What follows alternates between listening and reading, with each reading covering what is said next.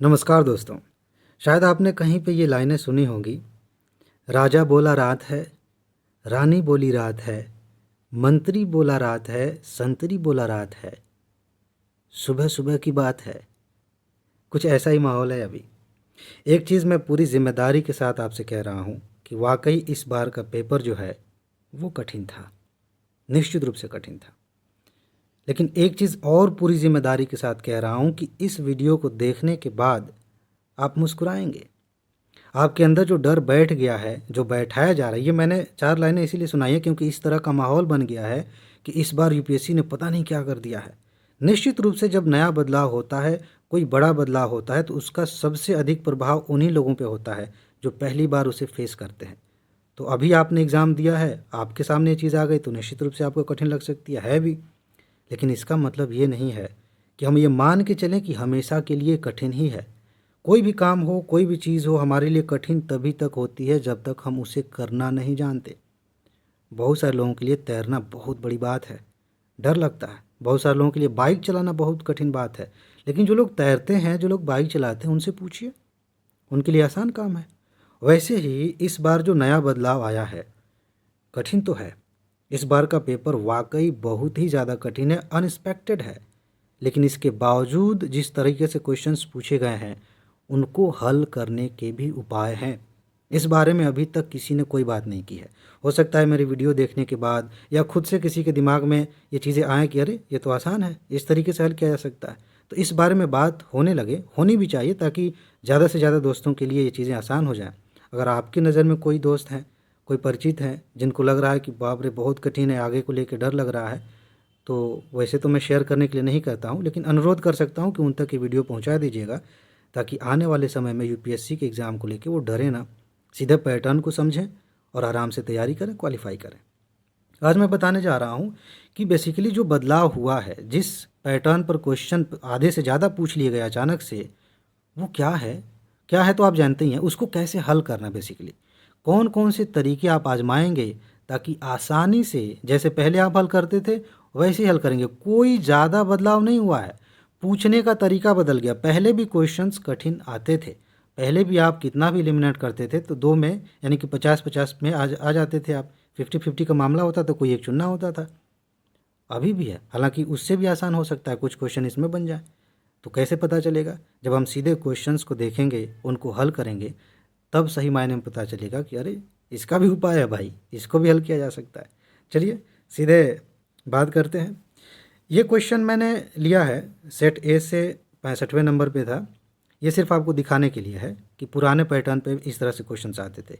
फिलहाल ये तो बहुत सारे, इस बार बहुत सारे क्वेश्चन्स ऐसे आए जैसे भूकंप पे, ये सब कुछ मैंने आपको पढ़ाया था। टॉप 500 की जो नोट थी, इसके अलावा जो नोट दिया था वहाँ से खूब क्वेश्चन्स आए हैं। अभी कुछ दिन बाद जो है, हो सकता है 1-2 दिन में इसकी सबूत वाली वीडियो बने और मैं आपको दिखाऊँ। आप बहुत ज़्यादा हैरान होंगे कि अरे तेरी! इतने सारे क्वेश्चन बस इतने से आ गए। लेकिन कोई बात नहीं, उसको बाद में देखेंगे। फिलहाल मैं ये दिखाना चाह रहा हूँ, ये जो भूकंप से क्वेश्चन पूछा गया है, उसका पैटर्न देखिए। पहले क्या होता था, ये इसी साल का क्वेश्चन है लेकिन कम क्वेश्चन ऐसे आए हैं। एक लाइन लिख दी गई यहाँ पे, सीरियल नंबर देखिएगा 1 और ये 2 लाइनें लिख दी गई हैं। उसके बाद यूपीएससी कह रही है बताइए कौन सा सही है? केवल 1। अब इस केवल 1 का मतलब पहले सीधा-सीधा होता था। केवल 1 का मतलब जो पहले नंबर पर है वही केवल 1, ठीक है? और केवल 2 का मतलब जो दूसरे नंबर पर है उसी की बात हो रही है। मान लेते हैं 3 सेंटेंस होते, 4 सेंटेंस होते, तो यहाँ पे लिखता केवल 2 और 3, तो इसका मतलब है कि दूसरे नंबर पे और तीसरे नंबर पे जो लिखा गया है उसकी बात हो रही है। लेकिन इस बार कुछ और ही खेल चल रहा है, उसी को लेके तो डर है, उसी को लेके लोग कन्फ्यूज़ हैं कि आंसर ही नहीं मिल रहा है, चाहे कितना पढ़ लो। ऐसा भी नहीं है, जैसे पहले काम चलता था ना वैसे अभी भी चल सकता है, बस समझने का फेर है, थोड़ा सा समझ लेंगे ना, मामला समझ में आ जाएगा। एक क्वेश्चन और देखिए, वैसे ही है, दो लाइनें लिखी गई हैं, उसके बाद से ऐसे विकल्प दिए गए हैं, आपसे सीधा सीधा पूछ लिया गया है। हम आंसर नहीं देख रहे हैं, सीधे हम क्वेश्चन का पैटर्न समझने की कोशिश कर रहे हैं। अब देखिए, अब है यूपीएससी का असली खेल यहाँ पे।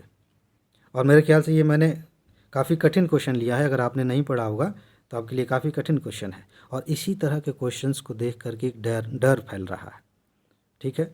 किसी चीज़ को हम नहीं जानते, इसका मतलब ये नहीं कि वो सबके लिए कठिन है। समझ रहे हैं ना? इस क्वेश्चन को देखिए, यहाँ तक पहले जैसा पैटर्न है। 4 ऐसे विकल्प दे दिए गए। आप पिछले साल के क्वेश्चन पेपर उठाएंगे, पहले भी यूपीएससी ने यहाँ तक तो ऐसे ही पूछा है, कौन संवैधानिक है या कौन गैर संवैधानिक है, 2 3 या 4 ऐसे दे दिया गया, उसके बाद से कूट बना दिए गए, समझ रहे हैं। लेकिन इस बार इसके बाद जो ऑप्शन दिए गए हैं ना, वहाँ यूपीएससी खेल कर रही है कि अब इस तरीके से विकल्प दिए जा रहे हैं। शुरुआत इसकी पिछले साल हो गई थी, कुछ क्वेश्चंस यूपीएससी ने पूछे थे और वाकई वो बहुत कठिन थे। और जो दोस्त इस बार एग्ज़ाम देने जा रहे थे उनको सलाह दे रहे थे लोग कि ऐसे क्वेश्चंस को छोड़ देना, करना मत, क्योंकि ये कन्फ्यूजन वाले हैं, गलत हो सकते हैं। और इस बार यूपीएससी ने खिलवाड़ कर दिया, आधे से ज़्यादा क्वेश्चन ऐसे ही पूछ लिए। अब आप छोड़ के तो नहीं आ सकते ना सारा पेपर। अब यहाँ लिख दिया गया केवल एक। अब केवल एक का मतलब जो पहले नंबर पर लिखा है वही नहीं हो सकता, इसके अंदर भी एक शामिल है, इसके अंदर भी है। तो पहले नंबर पर लिखा है वो तो सब जगह शामिल है भाई, केवल 3 में पहला शामिल है, केवल 2 में पहला शामिल है। तो अब सिर्फ इससे काम नहीं चलेगा। मान लेते हैं कि आपको आंसर आ रहा है, इतना आ रहा है, ठीक है, आपको ये पता है कि ये संवैधानिक संस्था है। देखिए ये सारी चीज़ें, ये तीनों मैंने आपको अच्छे से पढ़ाया है, मेरे ख्याल से इसके बारे में भी पढ़ाया है, ठीक है। तो आपको वैसे पढ़ा है आपने तो जानते हैं, नहीं पढ़ा है तो मान लेते थोड़ा सा आपको याद आ रहा है कि ये पहले कानूनी संस्था थी, वैधानिक संस्था थी, बाद में संविधान में संशोधन करके इसे संवैधानिक बना दिया गया। अब आप खुश हो गए, पहले जैसे एलिमिनेट करते थे वैसे अगर विकल्प दिए होते तो इसके आधार पे आप जाते, एलिमिनेट करते और आपको आंसर मिल जाता। अब आप इसके आधार पे दौड़े दौड़े आए और आपने देखना शुरू किया कि केवल एक सही है, तो पता चला केवल एक तो इसमें भी है, केवल 2 कह रहा है, यानी कि इसमें भी एक शामिल है, इसमें भी शामिल है, इसमें इनमें से कोई भी आंसर नहीं निकल रहा है अगर आपको ये पता है तो। लेकिन थोड़ा सा इसी को देख के लोग घबरा रहे हैं। मैंने अलग अलग टाइप के क्वेश्चंस लिए हैं, अभी आगे भी दिखाऊंगा। अगर आपको ये पता चल जाए, क्योंकि संभावना तो उसकी भी है कि आपको पता चल जाए कि इनमें से कौन कौन नहीं है, ये तो पक्का है, ठीक है। और पॉजिटिव पूछा गया है, संवैधानिक निकाय कौन है, ये नहीं पूछा गया कौन नहीं है, ठीक है। अगर आपको ये पता चल जाए कि ये नहीं है, आपको ये पता चल जाए कि राष्ट्रीय मानवाधिकार आयोग एक गैर संवैधानिक संस्था है, इसको कानून बनाकर बनाया गया है, तब यहाँ आप एलिमिनेट कर सकते हैं। अब यहाँ से चीज़ें पहले जैसे लागू होंगी, घबराने की ज़रूरत नहीं है। आपको जब पता चल गया कि दूसरा नहीं है तो कम से कम 4 तो नहीं हो सकते ना, 3 ही बचे। 3 में से कोई हो सकता है, 2 संस्थाएं हो सकती हैं, 1 हो सकती है या तीनों हो सकती हैं, लेकिन सभी चारों तो नहीं हो सकती, समझ रहे हैं। और थोड़ा और आपने पढ़ लिया हो, विधि आयोग के बारे में जान गए, या फिर आप उपभोक्ता विभाग निवारण आयोग के बारे में जान गए। मान लेते हैं आपने विधि आयोग के बारे में जान लिया कि विधि आयोग नहीं हो सकता, यानी कि 2 नहीं हो सकते, तो ये सभी 4 भी नहीं हो सकते और सभी 3 भी नहीं हो सकते, बच गए ये दोनों। अब इसमें से अगर आपको सिर्फ इतना पता है कि ये नहीं, हालांकि यहाँ पे तो पूरा ज्ञान काम आएगा, लेकिन फिर भी आप 50% पे तो आ गए ना, और आपने कर लिया। इस तरह के क्वेश्चंस को देख के आपको डर लग सकता है, इसीलिए मैंने पहले नंबर पे लिया है। लेकिन इस टाइप के क्वेश्चन में इतना फंसाने वाला काम हर बार नहीं हुआ है, 1 2 बार हुआ, बाकी तो मस्त मस्त है। यहाँ देखिए, इधर आइए, ये देखिए, ये क्वेश्चन दिया गया है। इस तरह से प्रश्न पहले भी आते थे कि इनके बारे में 15वें वित्त आयोग ने किनको शामिल किया बेसिकली, ठीक है। 1 मिनट रुकिए ज़रा। हाँ, तो सिंपल सा क्वेश्चन ये था कि 15वें वित्त आयोग ने इनमें से किसको लिया है। मतलब आपको पता है कि कुछ बेस बनाए जाते हैं जिनके आधार पर जो है वित्त आयोग देखता है कि किस राज्य को कितना पैसा मिलना चाहिए। इसके बारे में आपने पता किया होगा, पढ़ा होगा। वित्त आयोग तो मैंने आपको पढ़ाया भी है, ठीक है। तो आपको पता होगा कुछ पैरामीटर्स हैं जिनको ध्यान में रख करके वित्त आयोग अपनी रिपोर्ट तैयार करता है। अब पूछा गया कि इनमें से किसको जो है निष्कर्ष के रूप में इस्तेमाल किया जाता है, फिर से कूट दे दिया गया। अब सोचिए कि अगर आपने थोड़ा भी पढ़ा होगा, थोड़ा भी पढ़ा होगा, तो आपको ये बात पता चल जाएगी कि उतने सारे ऑप्शन में केवल 2 नहीं होते, केवल 2 नहीं हो सकते, ठीक है। यानी कि आप एलिमिनेट कर सकते हैं एक तो बिना ज़्यादा सोचे समझे, क्योंकि कॉमन सेंस की बात है, आपने देखा होगा तो पता चलेगा 5 6 ऐसे इस तरह से कुछ पैरामीटर्स हैं, तो केवल 2 तो नहीं होंगे। अब फिर से क्वेश्चन को एक बार देखिए, ध्यान से देखिए। नीचे जनसंख्या वगैरह तो लिया ही है, यहाँ पे लिखा है ना जनसंख्या, क्षेत्रफल और आय के अलावा इनमें से मान लेते हैं कि आपने रिपोर्ट पढ़ी हो, ठीक है, और आप ये जान गए कि ये नहीं हो सकता, शासन सुधार नहीं हो सकता, यानी कि 5 में से अब आप 4 बचे हैं सिर्फ। और विकल्प क्या दिया जा रहा है, विकल्प में यहाँ लिखा है सभी 5, और ये आप थोड़ा सा कॉमन सेंस के आधार पर हटा देते हैं केवल 2। एलिमिनेट तो आप अभी भी कर सकते हैं। मान लेते हैं कि आंसर आपको नहीं पता है, फिर भी 50-50 में आप आ गए कि नहीं। अगर आप थोड़ा सा और जानते होंगे तो आपको आंसर भी मिल जाएगा। चलिए अब थोड़ा और आसान क्वेश्चन की तरफ बढ़ रहा है, यानी कि यहाँ भी एलिमिनेशन मेथड काम कर रहा है। डरने की ज़रूरत नहीं है, कॉमन सेंस की बात है। और अभी देखेंगे इसको तो और मज़ा आएगा। ये देखिए, अब ज़रा देखिए, खुद ही दिमाग लगाइए। मैं बार बार साल भर से कह रहा हूँ आपसे, उससे पहले से कह रहा हूँ कि हर साल वनस्पतियों से क्वेश्चन, वनस्पतियों से क्वेश्चन, वनस्पतियों से क्वेश्चन आ रहे हैं, आ रहे हैं, आ रहे हैं। आप पता नहीं तैयार कर रहे हैं कि नहीं।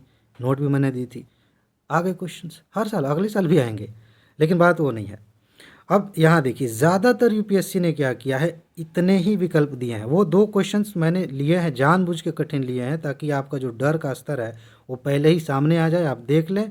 जो भी घबराना है घबरा लीजिए, बाकी आसान चीज़ें इधर हैं। ज़्यादातर क्वेश्चंस आप देखेंगे इस पैटर्न पे जो बने हैं, उनमें 3 विकल्प दिए गए हैं और कमाल के विकल्प बनाए गए हैं। अब देखिएगा ज़रा, थोड़ा भी आपको आता होगा। आप उत्तर भारत में अगर रहते हैं और थोड़ा सा भी पढ़ा है तो आपको पता होगा कि सागौन के जो वृक्ष हैं, वो जब गर्मी शुरू होती है उसके आसपास उसके पत्ते गिर जाते हैं। ये इधर ये सब मत पढ़िए, नॉर्मली ये सब पूछा गया ना। पर्णपाती कौन है? पर्णपाती का मतलब जान ही रहे हैं आप कि साल में एक बार वो जो है अपने पत्ते गिरा देते हैं। तो अगर आपको ये पता चल गया कि सागौन है, या फिर मान लेते हैं कि आपको ये पता चल गया कि कटहल तो कभी टकला नहीं होता मतलब उसके बाल नहीं झड़ते, बेसिकली उसकी पत्तियां नहीं गिरती। कभी आपने देखा है कि कटहल का पेड़ बिल्कुल ही बिना पत्तियों का दिख रहा है? किसी भी सीजन में आपने देखा है, जाड़े में, गर्मी में, बरसात में? आपके आसपास होगा, आप कटहल खाते भी होंगे। अगर आपको सिर्फ इतना पता चल गया कि कटहल जो है वो पर्णपाती नहीं है, क्योंकि देखिए सिंपल सी बात है, पहले भी आपको क्वेश्चंस नहीं आते थे और यूपीएससी इस तरीके से देती है, तो आप यही तरीके इस्तेमाल करते थे कि कौन सही हो सकता है और कौन सही नहीं हो सकता, उसी के आधार पे तो आप एलिमिनेट करते थे। सिंपल सी बात है। तो यहाँ पे अगर आपको पता चल गया कि कटहल नहीं है, कटहल एक तरह से सदाबहार टाइप का पेड़ है, तो आप देखिए यूपीएससी ने आपकी सुविधा के लिए कितना बढ़िया बनाया है। क्या कह रही है यूपीएससी कि कौन पर्णपाती है? क्या सभी हो सकते हैं? क्या तीनों विकल्प सही हो सकते हैं? कटहल तो है ही नहीं, तो तीनों तो होंगे नहीं। और आपको ये पता चल गया कि सागौन जो है अपना पत्ता गिरा देता है, तो क्या कोई भी नहीं, ये विकल्प सही हो सकता है?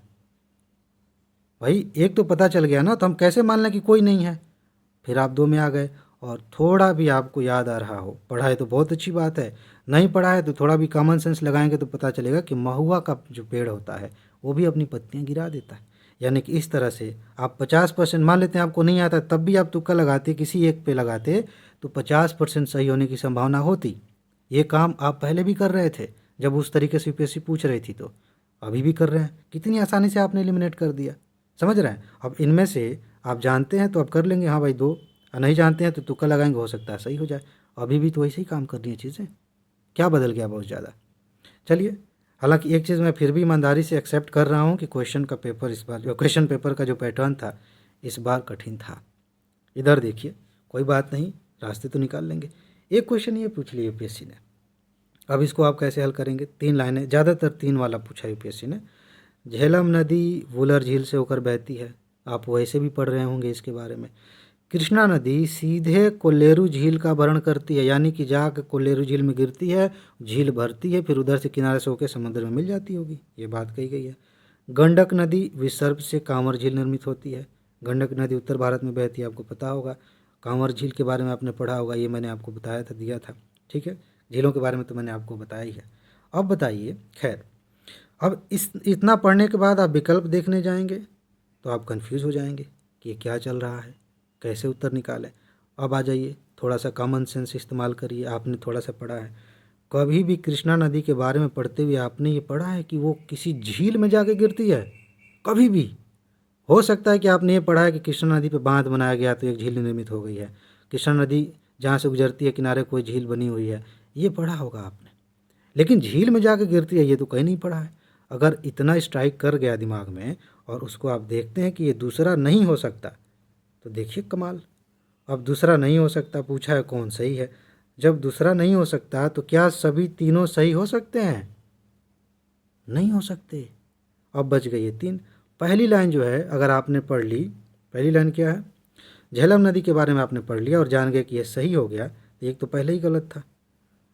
और जब आप ये जान गए कि एक कम से कम सही है, तो क्या कोई भी नहीं ये ऑप्शन हो सकता है? नहीं हो सकता। आप फिर से 50% पे आ गए। अब दो विकल्प जो बचे हैं, जरूरी नहीं है कि बार बार यही क्वेश्चन आए, हो सकता है कि उसमें से आपको आ रहा हो और आसानी से आप उसका उत्तर निकाल लें कि दोनों सही है। यही तो तरीके हैं, ऐसे ही तो निकालना है उसका उत्तर। आगे देखते हैं, कुछ क्वेश्चन है। बस इतने ही क्वेश्चंस लिए थे, लेकिन एक मज़ेदार बात कंक्लूजन के तौर पे बता रहा हूँ। ये तो एक एक साइड से मैंने बात की है, इसमें एक और एंगल जोड़ना बाकी था। पता है क्या, मैंने एग्ज़ाम से कुछ दिन पहले वीडियो आपको बना के दी थी कि कुछ ऐसे सेंटेंस होते हैं, कुछ ऐसे प्रश्न होते हैं जिनके बारे में अगर आपने कुछ भी नहीं पढ़ा है ना, तब भी आप सही कर सकते हैं, तब भी आप जान जाएंगे कि ये सही होगा कि गलत होगा। अब फिर से दोबारा वीडियो बनाकर मैं आपको बताऊंगा कि देखिए इन 100 प्रश्नों में से, जीएस पेपर के 100 प्रश्नों में से कितने ढेर सारे प्रश्न ऐसे थे जिनको आप उन्हीं ट्रिक्स के आधार पर सही कर सकते थे। और जब उनको इसके साथ मैच कराएंगे, यानी कि इस नए पैटर्न पर उनको शामिल करेंगे, तब देखेंगे कि आपके लिए चीज़ें गेस करना कितना ज़्यादा आसान हो गया। फिर घबराने वाली बात ही नहीं है, सिंपल सी चीज़ है। अब आने वाले समय में जब भी आप टेस्ट सीरीज़ देंगे, हो सकता है कि हम भी आपके लिए टेस्ट सीरीज़ बनाएं एग्ज़ाम से पहले, तो इस तरह के प्रश्न आप हल करेंगे और बार बार हल करते करते आप उसी पैटर्न में ढल जाएंगे। सीधी सी बात है।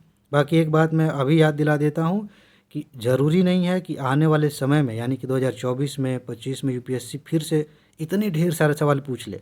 हो सकता है कि उनकी संख्या कम कर दी जाए, 20, 25, 10 इतनी कर दी जाए और बाकी पैटर्न पे भी आए। लेकिन इसका मतलब ये नहीं कि नए पैटर्न को इग्नोर कर दें। इस नए पैटर्न को आप ध्यान में रखिए, पुराने जो पैटर्न्स हैं अभी तक 2022 तक के, उनको भी ध्यान में रखिए। जो कॉमन बातें होती हैं जिनके आधार पे आप किसी सेंटेंस को गलत या सही समझ पाते हैं, उसको भी ध्यान में रखिए। आराम से आप क्वालिफाई करेंगे। बहुत जल्दी वीडियो लेकर आऊँगा और बताऊँगा कि कौन कौन सी ट्रिक्स अभी भी, जो कह रहे हैं ना आपकी इसमें ट्रिक्स नहीं काम करती, ऐसे में बताऊंगा तो आपको लगेगा कि बस हवा हवाई बातें हैं। तो बाकायदा मैं सबूत के साथ दिखाऊंगा कि देखिए इस जगह पे ये ट्रिक काम कर रही थी और उसके आधार पे कठिन से कठिन प्रश्न का उत्तर आप निकाल सकते थे। ठीक है जी। बाकी आगे चल के पीडीएफ नोट्स हम किस तरीके से सुधार कर रहे हैं उसमें, यूपीएससी के लिए भी, यूपी पीसीएस के लिए, उसके बारे में बात करेंगे। बहुत जल्दी आपको सबूत वाली वीडियो देखने को मिलेगी कि यूपी पीसीएस में कितने सारे क्वेश्चंस डायरेक्ट नोट से आए थे, छोटा सा ही था, कुछ ही पढ़ना था। यूपीएससी में कितने सारे क्वेश्चंस आए थे, वो सब सबूत के साथ बात करेंगे। ऐसे मैं कह दूंगा कि ढेर सारे आए थे तो हो सकता है कि आपको लगे बस ऐसे ही हवाबाजी चल रही है, तो उस पर बात करेंगे। बाकी घबराने की ज़रूरत नहीं है, इस पैटर्न पर इस तरीके से आप काम करेंगे, चीज़ें आसान हो जाएंगी। फिर आप मुस्कुराते रहेंगे, आराम से तैयारी करते रहेंगे, सफल भी होंगे। ठीक है जी। तो बस इसमें इतना ही है।